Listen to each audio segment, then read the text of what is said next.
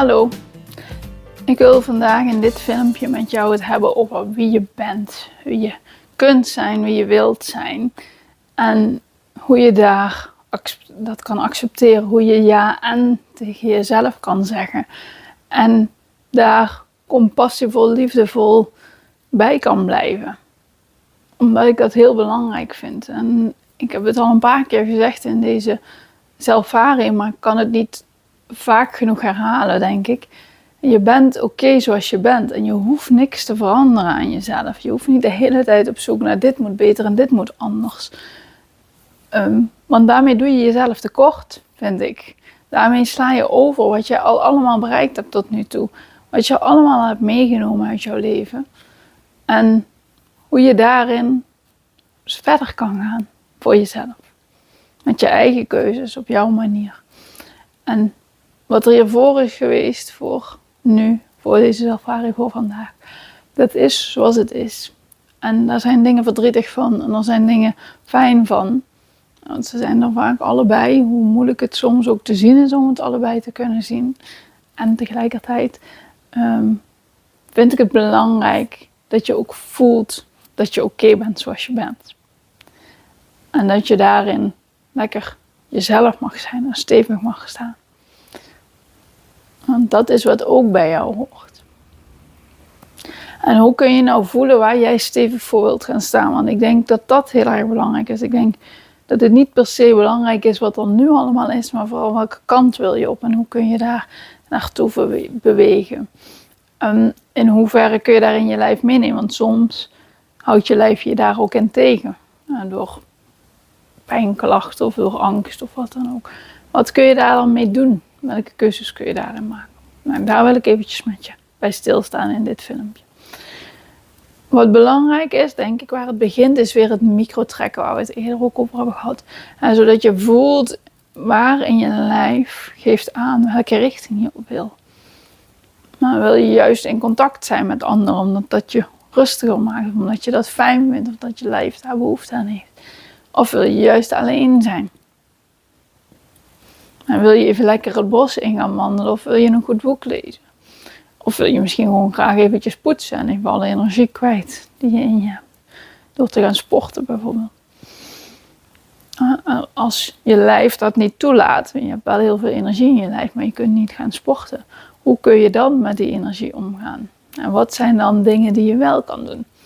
Misschien kan je wat gaan tekenen of wat gaan knutselen, waardoor dat je ook een vorm van energie kwijtkrijgt.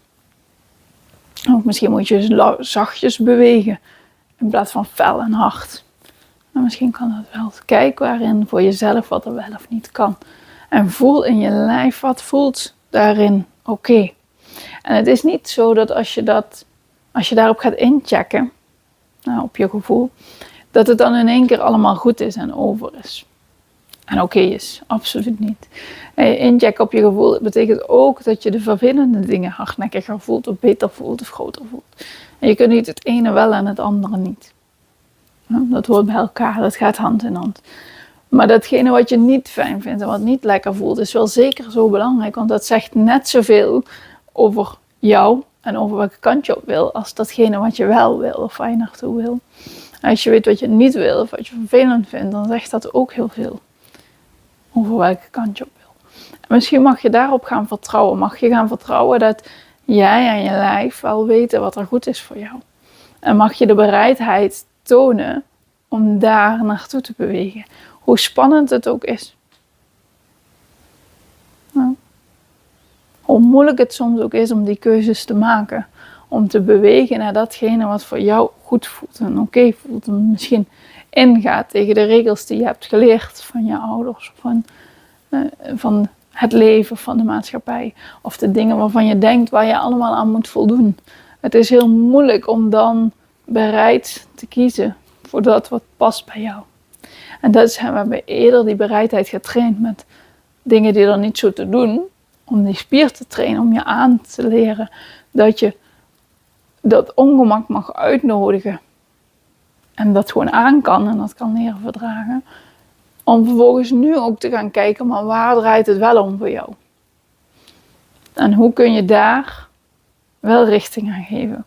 En kun je daarin ook het ongemak wat je eerder al getraind hebt. Dat waren de 5 kilo en de 10 kilo gewichten die je in de sportschool hebt gebruikt. We gaan nu over op de 20. Nu gaat het erom. En kun je daar die stappen in zetten? Heb je de moed, heb je de kracht om die stappen te zetten die voor jou goed zijn? En wat daarin helpt soms, is bijvoorbeeld je ruggenmerg wat verlengen. Dit zijn een aantal oefeningen die ik ken vanuit de sensorimotor psychotherapie. Het zijn 6 oefeningen die zorgen dat je wat veiliger voelt en soms wat steviger voelt in je eigen lijf. En daardoor ook wat meer moed kan ervaren om de bereidheid te tonen de richting op te gaan die jij graag wil, die jij belangrijk vindt voor jou op dit moment. Eén oefening is bijvoorbeeld je ruggenmerg verlengen. Je mag dat even mee proberen. Als je wil, je kunt dat zittend doen of staand. Liggend is het een beetje lastig. Dus beeld je in dat er een touwtje aan je stuitje en aan je kruin zit. En die uit elkaar getrokken wordt, alsof je ruggenwervels langzaam opgerekt worden. En merk eens op wat dat dan in de rest van je lijf doet.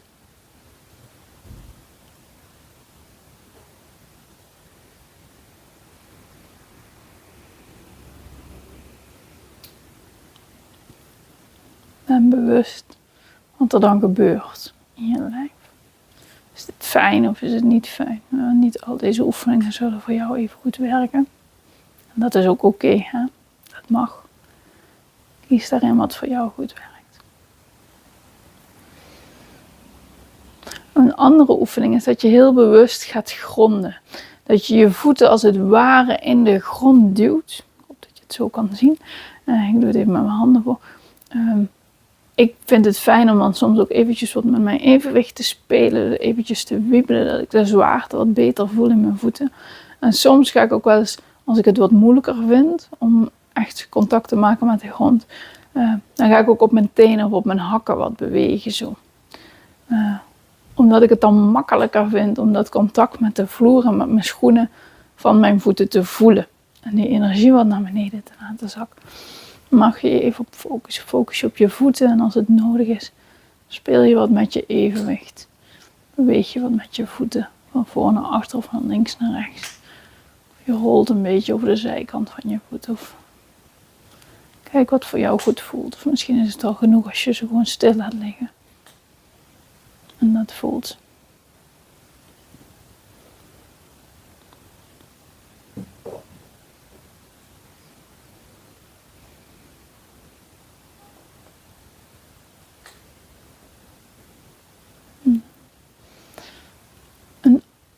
De derde oefening hierbij is een focus op je ademhaling.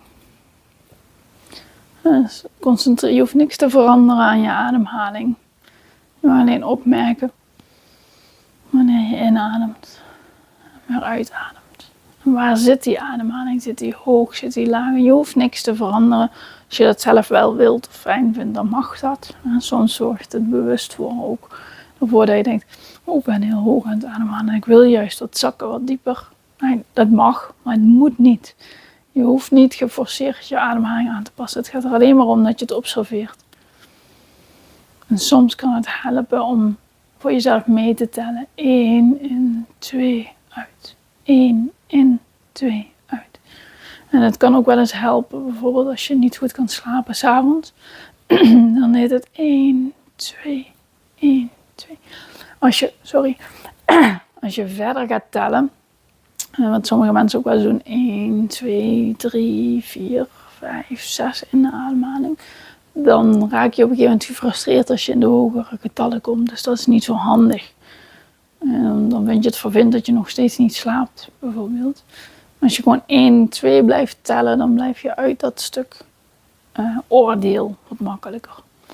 En dan kan je dat soms wat rust bieden. Focus je maar even op die ademhaling. En merk op wat dat doet in je lijf. En misschien verandert er ook iets in je verstand. In de drukte van je gedachten of de toon. Misschien blijft die gelijk. Dan leidt het heel erg af of juist niet.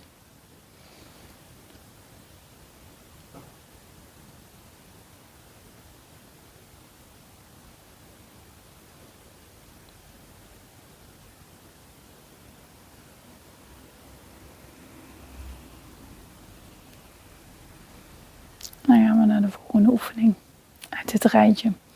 De volgende oefening is dat je je concentreert op je romp. Op het centrale deel van je lijf. En dat kan je doen door een hand op je borstkas en een hand op je buik te leggen. Of 2 handen op je buik of 2 handen op je borstkas. Of andersom. Zo. Kijk wat voor jou goed voelt. Maar ik voel nu dat dit niet zo fijn is als mijn linkerarm hoog ligt. Dus dan wissel je eventjes. Durf daarin. Ben bereid daarin om te volgen wat je lijf daarin aangeeft. Focus je eventjes naar binnen toe op je centrale gedeelte. Waar je handen je lijf raken. Dan kun je de warmte van je handen voelen. Door je kleren heen.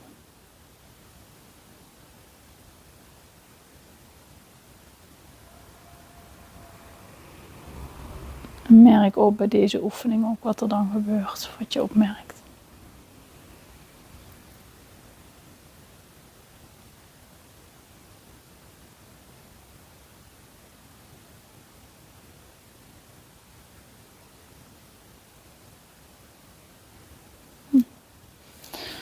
Dan gaan we naar de ene laatste oefening. En dat is het omsluiten van jezelf. En dat kun je op verschillende manieren doen. Je kunt dat doen door jezelf een knuffel te geven bijvoorbeeld. Of door van iemand een knuffel te vragen als dat mogelijk is.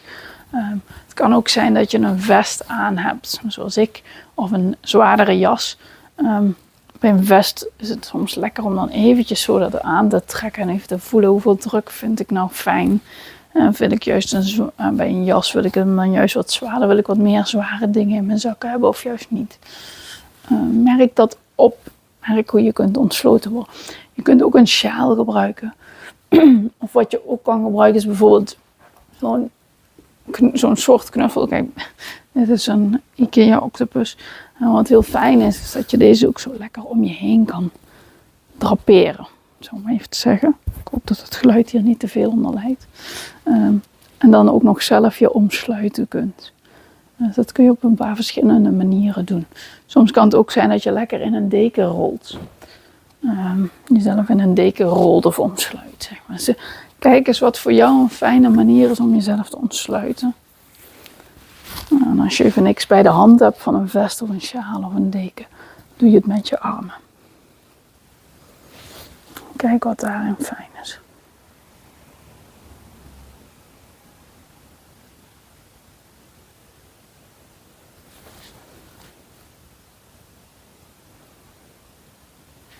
Misschien is het wat lichter fijn. Ik merk dat ik op een gegeven moment pijn krijg aan mijn arm als ik het te lang doe. Dan maak je het wat kleiner. En als dit ook nog te lastig is, kun je het ook zo doen.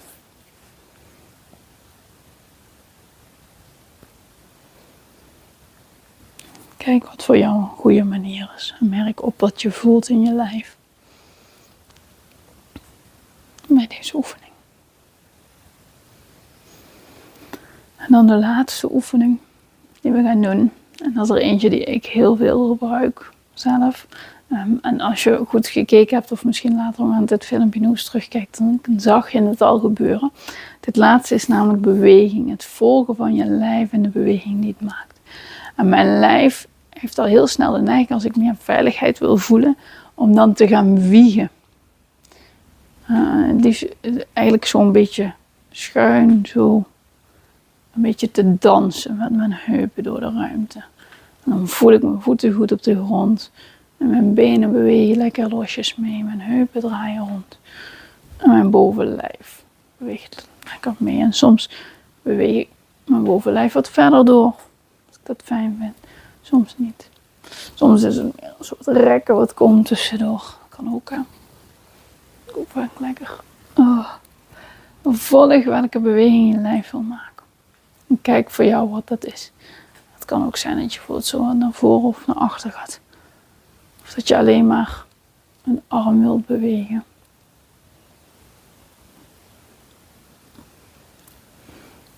Of bijvoorbeeld alleen maar eventjes met je ring wilt spelen. Als beweging. Misschien even wilt duwen. Je kunt tegen je handen aan duwen. Bijvoorbeeld tegen een muur aan duwen. Als dat de beweging is die je wil maken. Duw duw je zo lekker tegen de muur aan met je rug. Of misschien met je handen. Nou, dat kan ook zo. Bijvoorbeeld. Kijk welke beweging het voor jou is. Misschien alleen je hoofd. Volg je lijf. En merk op als je die beweging herhaalt. Wat er dan gebeurt. En nogmaals, je hoeft ze niet alle 6 even prettig te vinden. En je mag ook voor jezelf kiezen. Om er 1 of 2 of 3 uit te pikken waarvan je denkt, hey, die vind ik fijn en die ga ik de komende tijd een paar keer bewust inzetten. Om mezelf wat krachtiger of wat veiliger te voelen in mijn lijf. En wat meer moed en bereidheid te hebben om dat te volgen wat ik graag wil. En dat vraagt wel wat moed soms. Ik moet ook denken aan de positieve desintegratietheorie van Dabrowski bijvoorbeeld. Hij was een Poolse psychiater, psycholoog. En hij heeft op een gegeven moment een theorie ontwikkeld van hoe je je moreel ontwikkelt door het leven heen, hoe dat kan. En dan heb je in de eerste fase een soort van groepsdenken, daar zitten de meeste mensen in. Dan gaat het een beetje wij-zij. Je hebt je eigen regels en alles wat buiten jouw groep valt.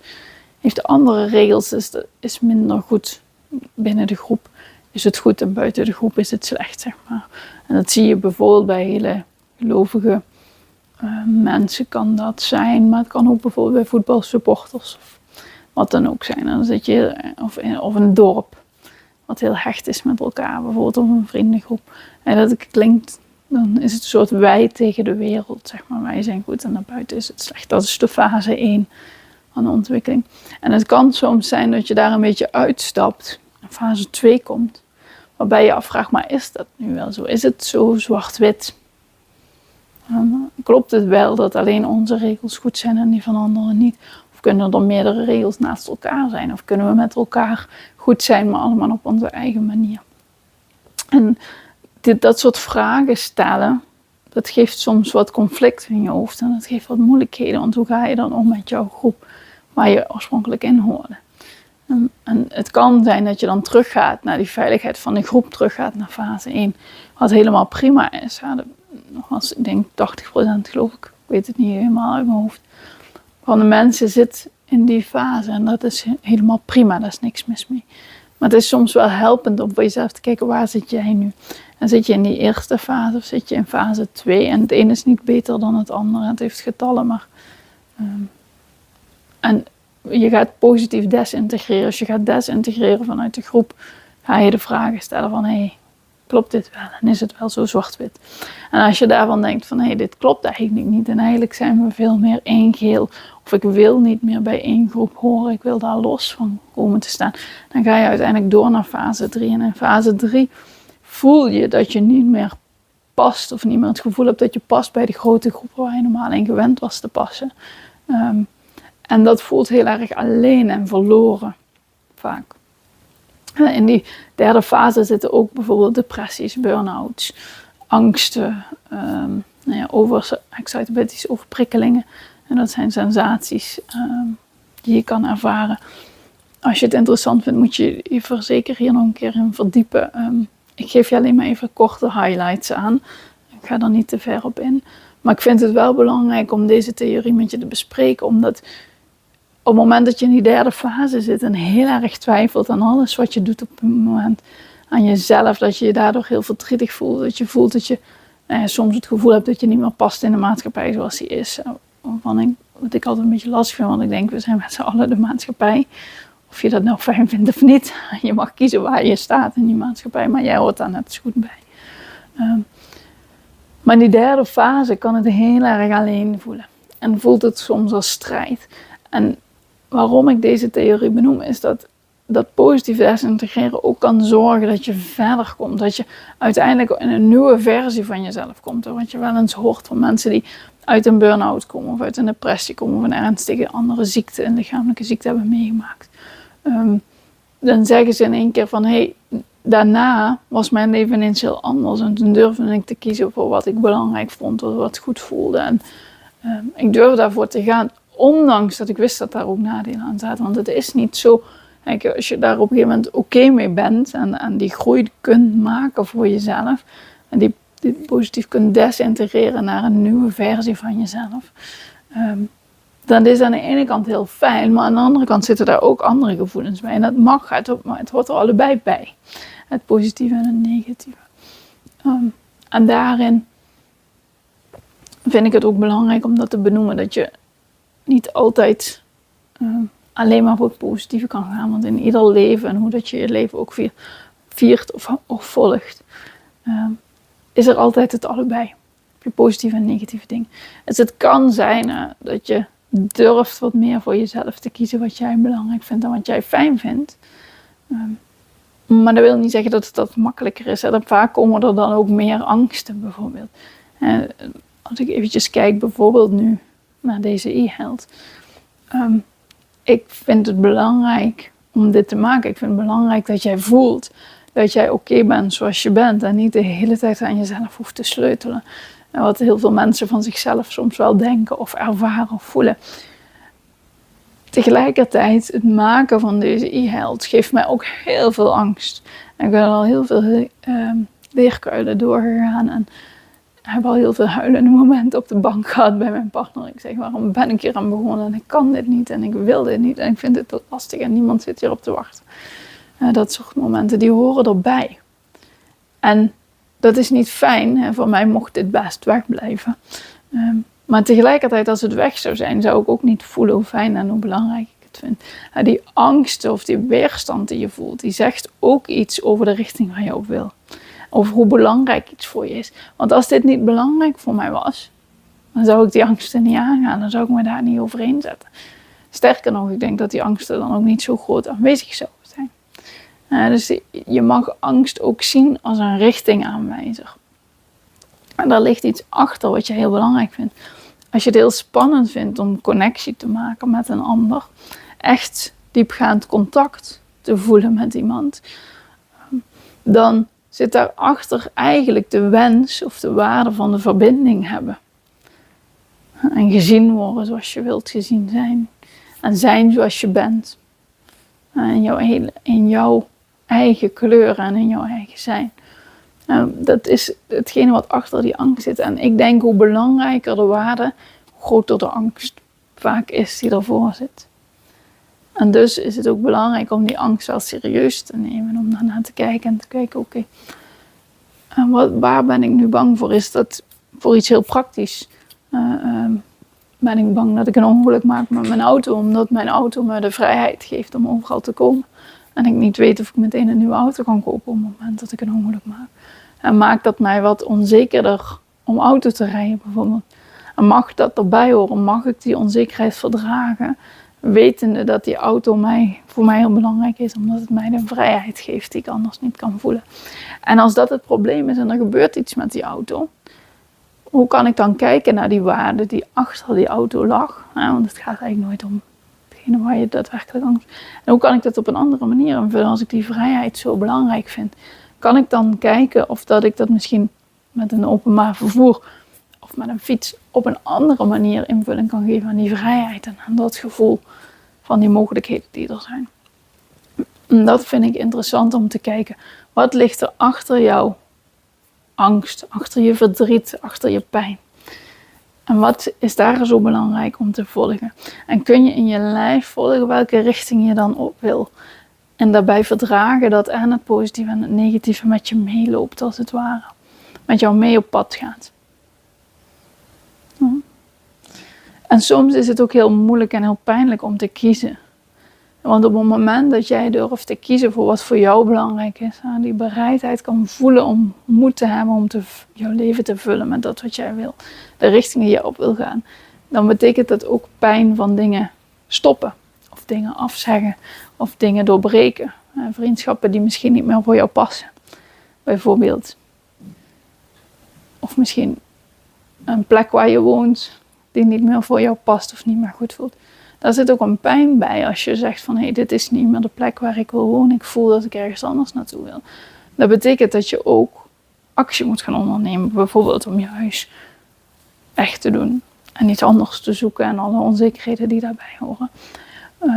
Dus daar zit ook pijn in. En soms is het heel moeilijk, zeker als je enorm gewend bent om je aan te passen aan iedereen, is het heel moeilijk om voor jezelf daarin de keuzes te maken. Ten eerste om te voelen welke kant ik op wil. En dat begint met dat microtrekken.